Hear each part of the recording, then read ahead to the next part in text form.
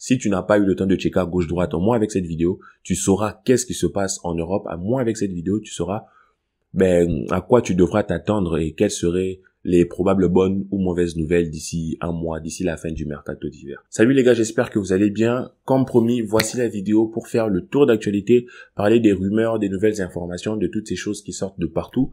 Après avoir sorti ma vidéo sur le match qu'on aura demain, voici cette vidéo que je vous présente, que je vous offre. J'ai déjà vu 2-3 personnes qui m'ont parlé justement de ces rumeurs-là dans les commentaires de la précédente vidéo. Je te la mettrai, je pense, de ce côté. Mais voici cette vidéo. Je vais essayer de vous parler d'un maximum d'informations qui concernent en tout cas les rumeurs mercato. En tout cas, ça, pour l'instant, c'est les rumeurs mercato au niveau de l'hiver. Je vais vous parler de ça dans cette vidéo. Et on fera bien sûr d'autres vidéos un peu plus tard que je balancerai au courant de la semaine pour parler de d'autres sujets aussi intéressants les uns que les autres. Donc j'espère que de ton côté, tu auras activé la cloche de notification, que tu seras présent, que tu aimeras le contenu et que bien sûr on échangera un peu en commentaire ou sur les réseaux sociaux si tu veux bien me suivre. Je t'invite aussi à partager le contenu et à liker et t'abonner si ce n'est pas encore fait. Et si c'est déjà fait, je te remercie. Tu fais partie de ceux qui me motivent et qui me donnent la force de continuer. Alors on commence après le générique comme d'habitude.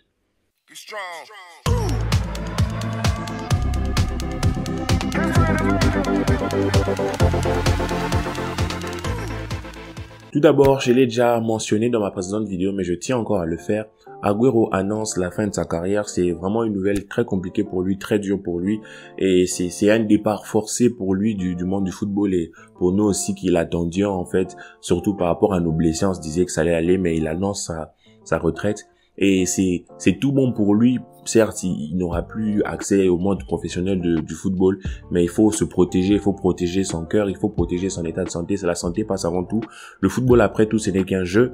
Donc, on lui souhaite un propre rétablissement et on lui donne tout l'amour possible, que ça soit en tant que fan et en tant qu'humain. D'accord? Maintenant, si on doit parler du mercato, le mercato d'hiver. En fait, techniquement, le Barça pourrait recruter, mais seulement en fonction des départs. Parce que dans la presse et sur les réseaux sociaux, la rumeur se répand que le Barça est tout simplement fauché et que le Barça ne peut même pas recruter parce que étant endetté de plus d'1 milliard.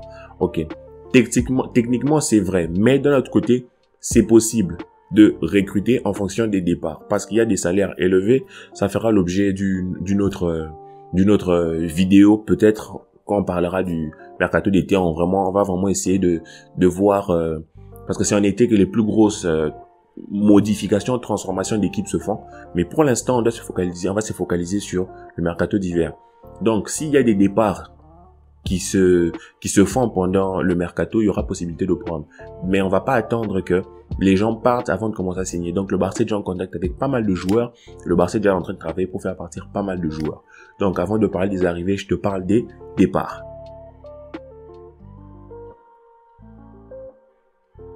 Premier départ, déjà, Demir devrait retourner en Autriche. Pour moi, c'est tout simplement une déception. C'est un peu, bon, je vais pas dire un petit, mais c'est un jeune très talentueux. Il a du talent, mais je pense qu'il manque encore de caractère. Il manque encore de personnalité dans ses dribbles, dans son geste. Quand je vois Abdé, ce n'est pas du tout le même profil. Ce n'est pas lui qui choisit les profils, mais il a à peu près le même profil que Ilias Akomac. Je trouve qu'il lui manque cette confiance, ce muscle-là, sa capacité à, vous voyez, les joueurs un peu dans son genre, un peu à la Lionel Messi gaucher qui rentrent toujours sur leur pied gauche. C'est tellement prévisible, en fait, pour le défenseur. Tous les défenseurs savent que tu vas rentrer sur ton pied gauche. Donc, il faut être inventif, il faut être puissant, il faut être rapide, il faut être réactif, en fait, pour pouvoir surprendre l'adversaire. C'est ça qui fait que Messi, avec un seul dribble, son mouvement du corps, il a marché sur l'Europe comme ça pendant 15 ans, vous voyez. Donc, je pense qu'il manque de poids, en fait, dans sa manière. C'est comme Trincao, vous voyez, c'est pas des joueurs mauvais, mais c'est pas des joueurs qui ont réussi à s'imposer. Donc, merci pour lui, mais il devra partir. Et c'est comme ça. Désolé, c'est le football. Et après, à part lui, il y a aussi d'autres jeunes, Collado et Iñaki Peña qui eux aussi partiront. Ce sont des jeunes, ceux-là, ils ont besoin de temps de jeu. Collado, je ne sais pas, on l'a jamais vraiment vu en équipe première. On parle à Comatch, mais peut-être que Collado était aussi formidable parce qu'il était capitaine de la B. Mais bon, avec l'embroglio qu'il y a eu tout autour, là, bon, il partira en prêt.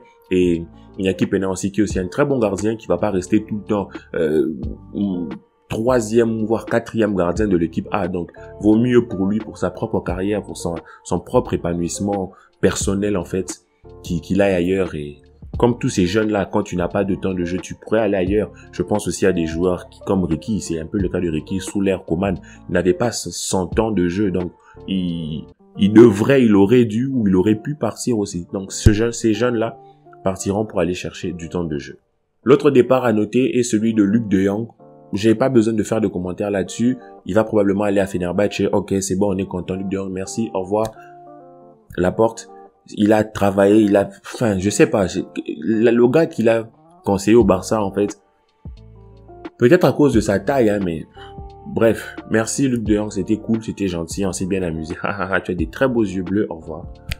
Maintenant, si je dois parler des autres, il y a Coutinho et Umtiti. C'est compliqué parce qu'ils ont des gros salaires déjà actuellement. Il n'y a pas beaucoup de clubs qui sont prêts à donner des gros salaires à des joueurs qui en flopent tout simplement et qui flopent depuis des années. Coutinho, ça fait des années qu'il est en dessous de sa forme. Ça fait des années qu'on ne l'attend plus. Et Umtiti, n'en parlons même pas. Donc, ce qui fait que il n'y a pas de gros clubs qui sont prêts à mettre des sous, de l'argent sur eux. Et surtout qui sont prêts à les payer comme eux pensent qu'ils devraient être payés. Donc, est-ce qu'ils seront prêts à voir leur salaire baisser drastiquement? Ça, c'est la question. Mais ce sont des joueurs qui ont aussi des portes de sortie. C'est en fait, dès qu'ils ont, eux, la volonté de partir, ils trouveront une porte de sortie. Mais peut-être que Umtiti va se trouver trop grand pour rentrer à Lyon, entre guillemets. Peut-être que Coutinho va se trouver trop grand pour jouer à Newcastle. Mais il faut que ces joueurs-là se rendent à l'évidence qu'ils n'ont plus leur place et ils deviennent plus des cancers pour le club qu'autre chose. Et ce n'est, même humainement parlant, c'est pas bien. Tu gâches ta carrière, tu gâches l'opportunité de vivre des nouvelles choses. Donc, pour moi, ces joueurs-là, ils se connaissent, ils sont adultes, ils sont matures, ils sont mûrs. Donc, ils devraient se prendre en main et partir, plier bagage. Et en hiver, je pense qu'il y a quelques clubs qui pourraient proposer quelques sous, j'ai même 100 € si vous voulez, mais pourvu qu'ils partent, parce que c'est surtout au niveau des salaires que l'on joue. Parce que comme je vous le montre à l'écran, Coutinho a un énorme salaire, Umtiti a un énorme salaire, mais si vous regardez même la liste des énormes salaires, c'est ironique en fait. Les joueurs qui apportent le moins sont ceux qui sont le mieux payés. Bon. Tout ça, ça va être modifié, on l'espère, avec Laporta, Messi, Bartomeu, c'était vraiment très compliqué. Vraiment très compliqué. Maintenant, on a fait le tour rapidement d'à peu près tous ceux qui devraient partir. Maintenant, on va essayer de parler de ceux qui devraient arriver.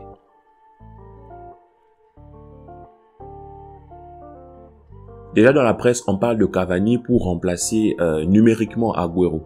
Agüero est parti, maintenant on parle de Cavani qui serait prêt à rompre son contrat avec Manchester United pour venir au Barça. Pour moi, franchement, quitte à remplacer Agüero par Cavani et en même temps il pourrait remplacer Luuk de Jong, moi je suis content en fait.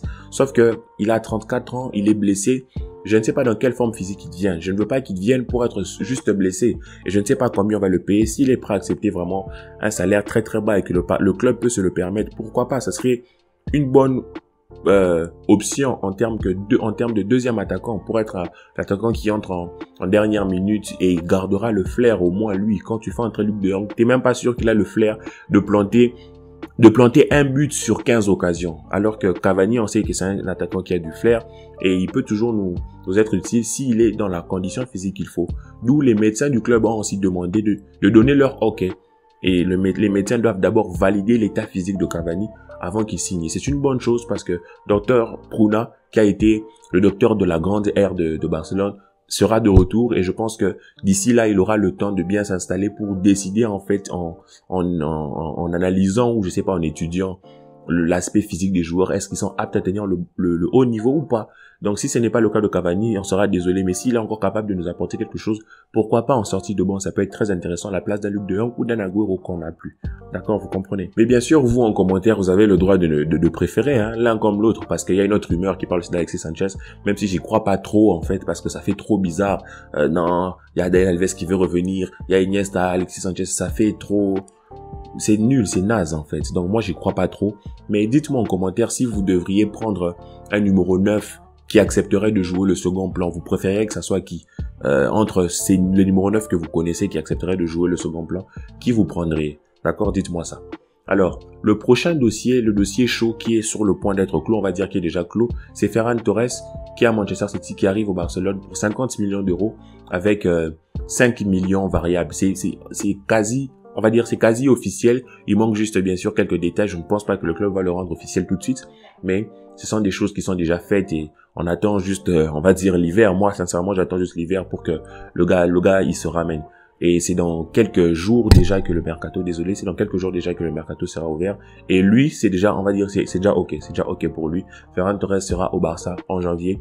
Et c'est super parce qu'on pourra l'utiliser comme ailier ou même comme faux neuf. Et Xavi va bien s'amuser avec un joueur de ce genre, sachant qu'Ansu Fati sera de retour, qu'on aura peut-être un Dembélé plus en forme ou que Memphis sera revenu. On aura vraiment de quoi faire en attaque. Et c'est ça, c'est super et c'est ravivant en fait. Ça donne chaud au cœur pour un fan du Barça qui peut se dire que l'autre partie de l'année, l'autre partie de la saison peut être beaucoup plus intéressant si on a qu'un renfort comme Ferran Torres. On s'attend pas à ce qu'il mette 50 buts, mais déjà s'il est là, c'est déjà mieux en fait de jouer avec un Ferran Torres que de jouer avec je sais pas, un jeu où on n'a pas de neuf, quoi, où on n'a pas de vrais ailiers, ou bref, vous comprenez, Ferran Torres reste un appui énorme et c'est pas pour rien que si tu le vends à 50 millions, peut-être c'est un peu trop, tu me diras ça en commentaire, mais pour moi je pense que c'était un prix à payer pour avoir ce joueur-là, parce qu'il est jeune et il peut vraiment être modelé dans le style de Xavi, en fait, dans le style du Barça, d'accord? Notre prochaine recrue, qui en réalité ne l'est pas, c'est Daniel Alves. Il est déjà là, mais il n'a pas encore joué. Mais on a pu le voir quand ils ont joué le match contre Boca Junior pour rendre hommage à Maradona. Il a encore des jambes, il a encore de quoi faire et on sent que c'est vraiment, quand il était sur le terrain, c'était vraiment lui le capitaine. Hein. C'était lui qui criait sur les jeunes, c'était lui qui les motivait, c'était lui qui était en train de répartir l'énergie. Donc c'était très intéressant à voir. Donc il a vraiment de quoi encore apporter, il a de quoi donner. Et ce serait cool de le voir jouer dans un match entier. Ce serait cool de le voir jouer, bon, dans un match entier, ça dépend de quelles rencontres, ou dans quelques bouts de minutes, ce serait très intéressant à voir. Et pour moi, je considère que c'est une recrue parce que certes, il est déjà là, mais il n'a pas encore joué. Quand je parle de recrue, je parle de renfort. Vous comprenez? Donc, je pense que Daniel Alves peut faire énormément de bien quand il est sur le terrain.